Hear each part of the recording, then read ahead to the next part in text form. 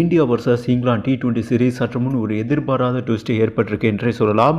5 போட்டி கொண்ட T20 series வந்துட்டு மிக பிரம்மாண்டமாக போய்கிட்டு இருக்கு. நேற்று முதல் T20 மேட்ச் வந்துட்டு இந்தியா 12 ஓவரில் அந்த கொசுவை தட்டுற மாதிரி மிகப்பெரிய இங்கிலாண்டை தட்டி விட்டு போயிட்டாங்க. தனி ஒருவன், அதாவது 2 பேர் வந்துட்டு இறங்கி செஞ்சுட்டாங்க. ஒன்று வருண், இன்னொன்று பார்த்தீங்கன்னா அபிஷேகம் பண்ணிட்டாருங்க இங்கிலாந்து பவுலர்ஸை. நீ ஆர்ச்சராக இருக்கலாம்டா, அர்ச்சனா பண்ணுறது நான் தாண்டான்னு சும்மா சிக்ஸரை தட்டி தூக்குனாரு. ஸ்டைல் வந்துட்டு தடம் புரளும் பார்த்தீங்களா, அந்த மாதிரி புரண்டுட்டாங்க என்றே சொல்லலாம். புரட்டி எடுத்துட்டாரு.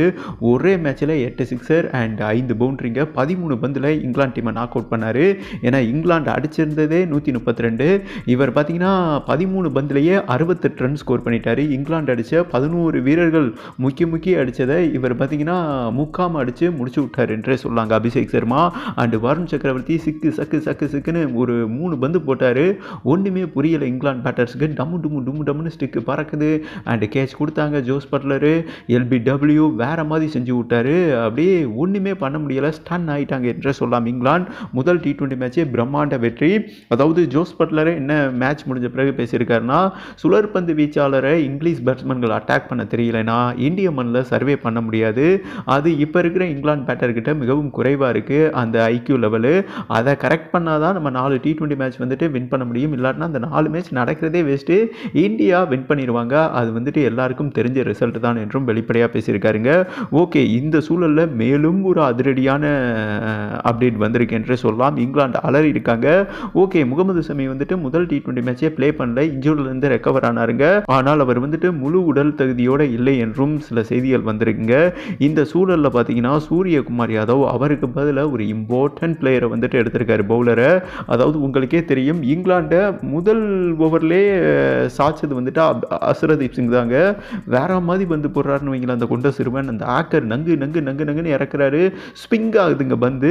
இந்த டைரக்ஷனில் தான் இப்போ நடராஜனும் பந்து வீசிக்கிட்டு இருக்காரு. ஸ்விங் போடுறாரு அண்ட் 150 கிலோமீட்டர் வேகத்தில் போடுறாரு. பயிற்சி ஆட்டத்தெல்லாம் வந்துட்டு பட்டையை கிளப்பினாருங்க.